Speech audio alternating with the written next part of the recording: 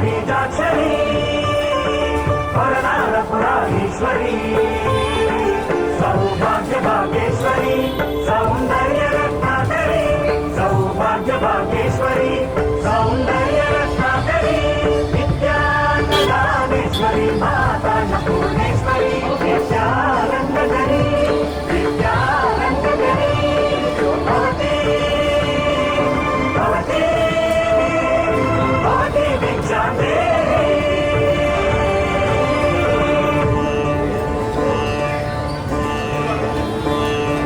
ಪಾಲಾಕ್ಷ ಪರಶಿವನೇ ಹಸಿದು ಬಂದನು